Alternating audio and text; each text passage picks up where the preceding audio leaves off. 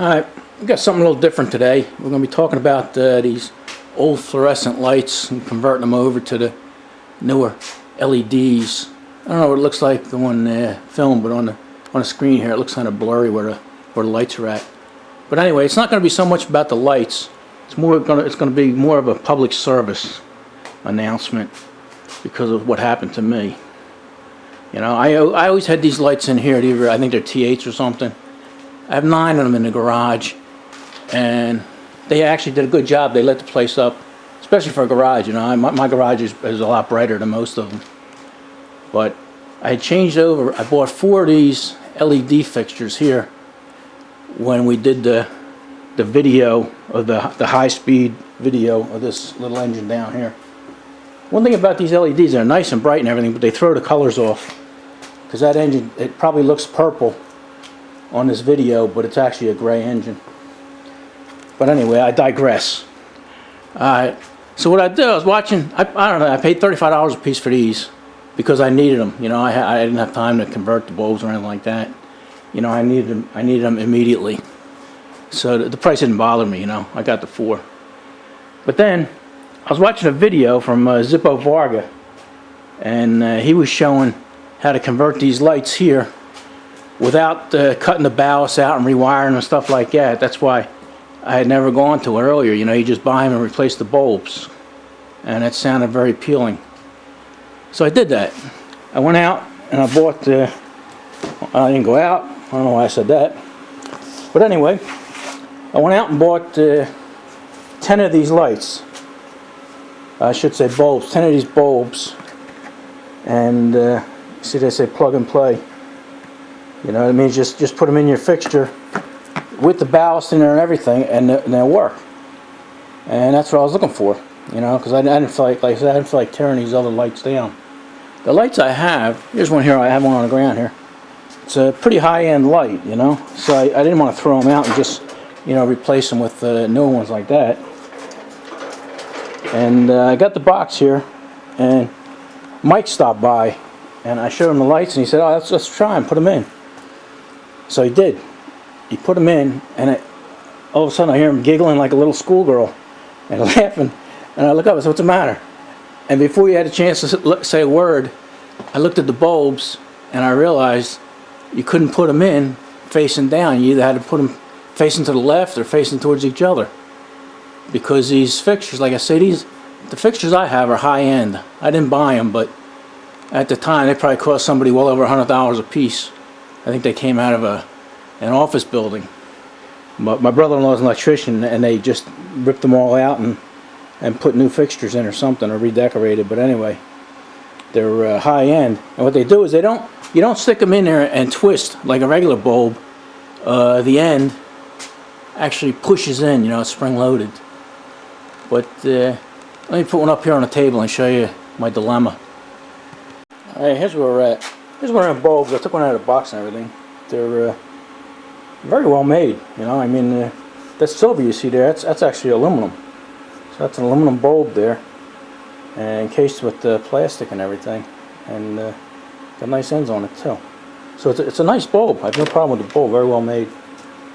And with my lights, I took this cage off. I really didn't need it. I probably should have kept it on. Who knows? Who knows? We're going to fly up and hit them lights. But anyway, here's what we're talking about here. You see these fixtures here? These aren't the kind of lights like you buy at Home Depot or Lowe's, you know, where you just stick them in vertically and then twist them horizontally. I'm going to try and do this with one hand.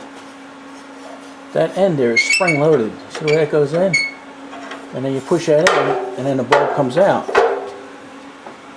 But what that means is that this bulb is always going to be, them pins are always going to be vertical. And these pins here, for this, well, focus in, boy. Okay. For this light to work properly, they have to lay horizontal. So it looks like I should be able to drill these out. They got rivets and everything, and possibly just turn them, you know. But then I'm in a position where I didn't want to be. I didn't want to have to take every light down in the garage and drill out and rivet and, you know, take the ballast out. Now I got them down, I might as well take the ballast out, right? That's another thing. I'm kind of perplexed as to the ballast. If you're still using the ballast in this thing, I would think that would use up more electricity than if it was just a regular LED bulb. You know? Maybe somebody can explain that to me. But anyway, that's where we're at. So I'm going to see if we can, I'm going to take the back of this off and drill it out and see what we got. Alright.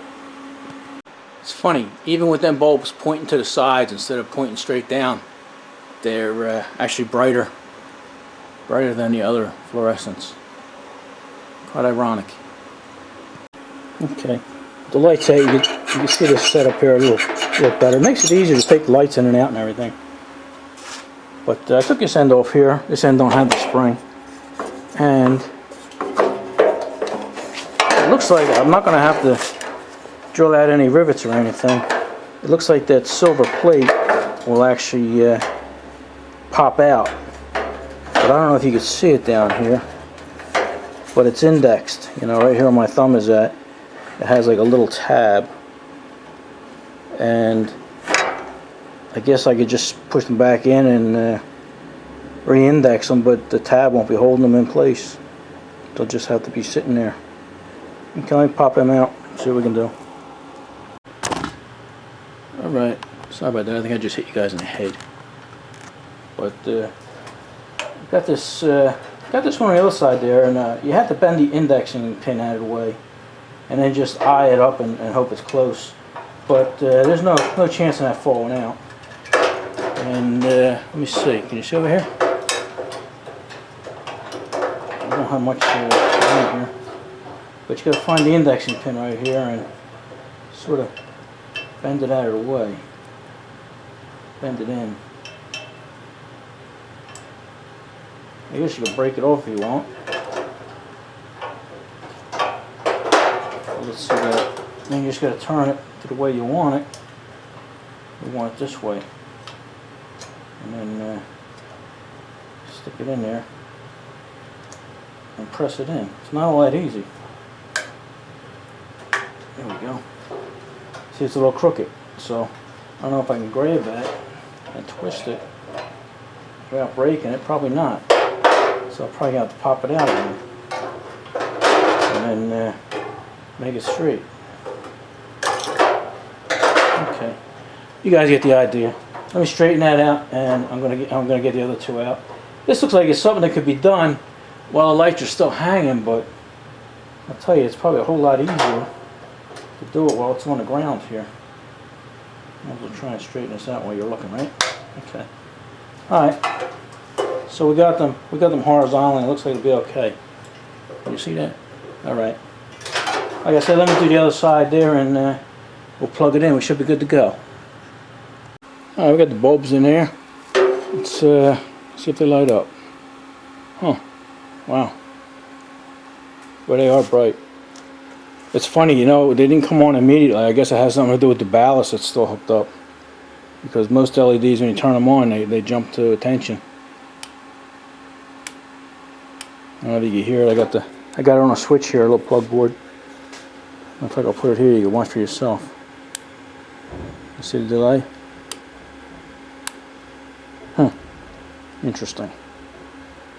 Alright, we got it up there in the ceiling, and looks pretty good. It's pretty bright. But I noticed with the other ones here, these here are insanely bright, these here. And when I bought them, I made sure that they were the same. So I guess when you buy from China, all things aren't created equal.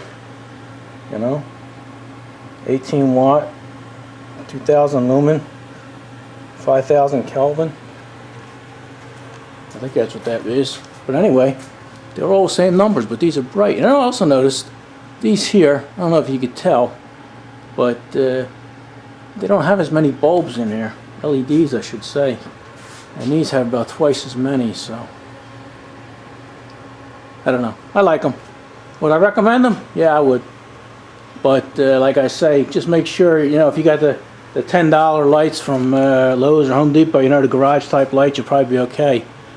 But if you have these other ones, just remember, you're gonna have to do a little work to make them work or operate. So, all right, I got 4 more lights to do.